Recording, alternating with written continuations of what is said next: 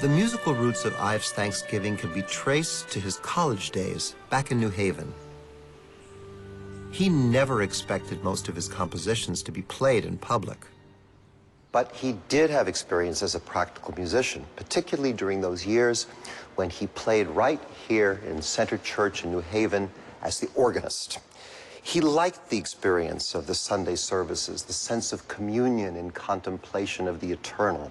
And this was a great spot for him. Hidden away here at the organ, an instrument of enormous power, he could unleash his fantastic new experiments on the audience below. Imagine their reaction when in November 1897, he played them this.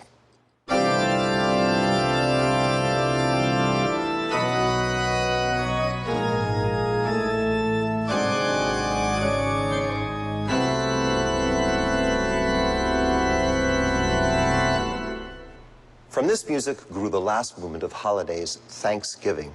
It was the first to be imagined and the last to be completed. All in all, he worked on it for over 30 years. Essentially, Thanksgiving is a procession. It's a procession through time. And it shows us the changes in people's spirit that occur when different ideas confront one another and test one another.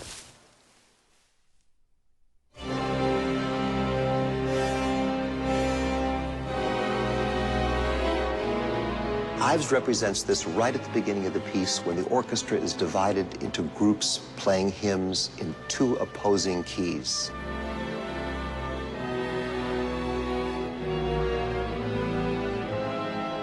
He thought that this music might represent the sternness of character of the Puritans.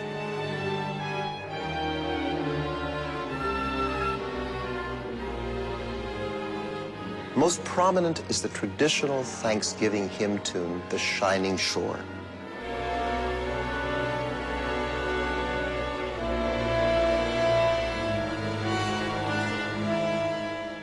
Just before the shining shore,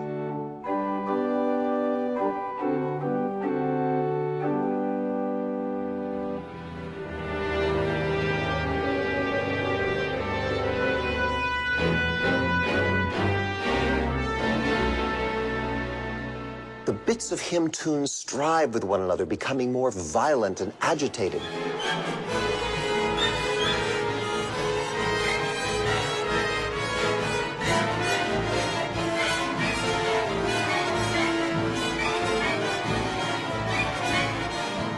And then suddenly the whole bottom drops out. We hear this amazing music that Ives tells us represents the swing of a scythe.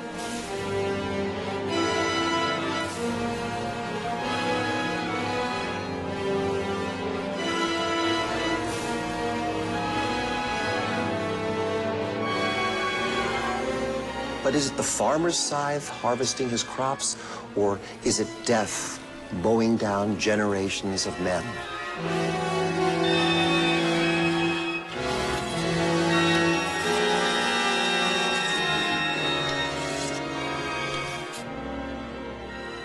And did you notice the big outline of the music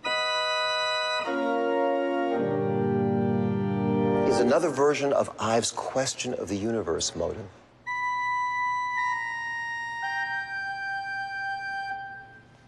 The music quiets down, and then little by little, a group of bells enter. They're all intoning minor thirds.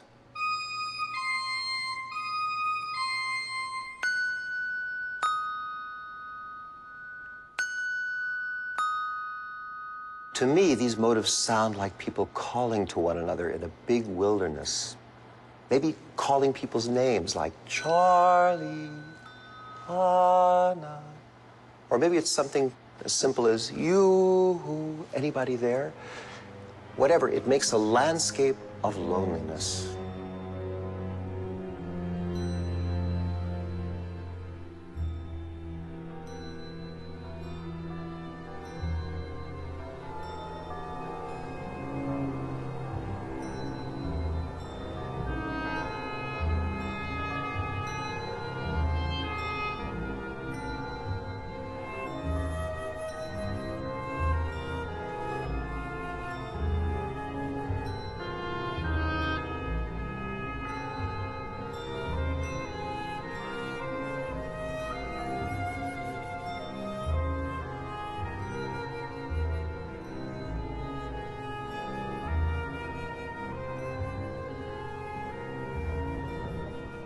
And then one last bell ushers in a whole new world.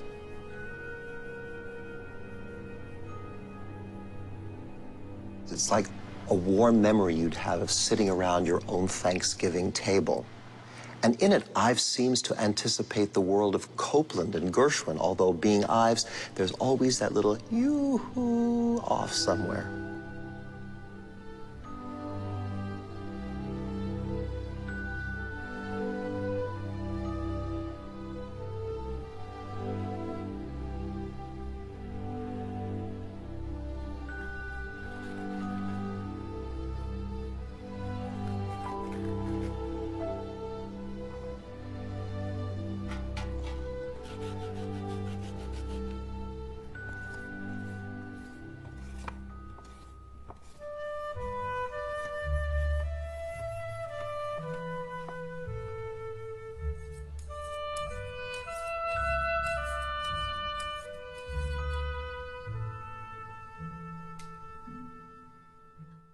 And then the music chugs its way towards some kind of celebration, maybe a revivalist meeting with lots of shouting and stomping.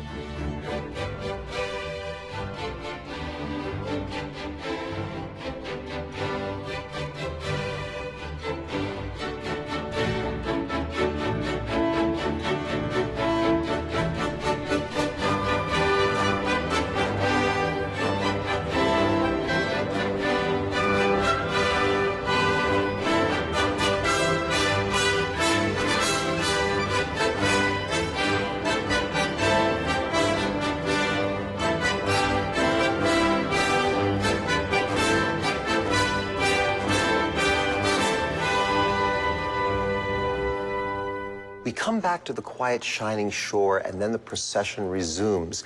It seems as if the music is headed for one of those inevitable Ivesian confrontational crunches.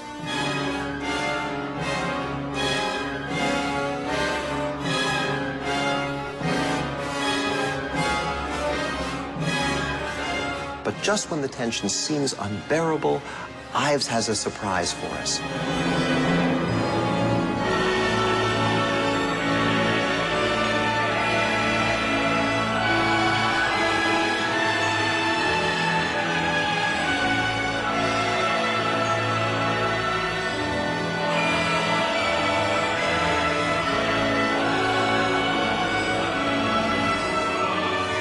The Thanksgiving hymn, Duke Street, sounds out, surrounded by an abundance of marches, tolling bells. It's cosmic.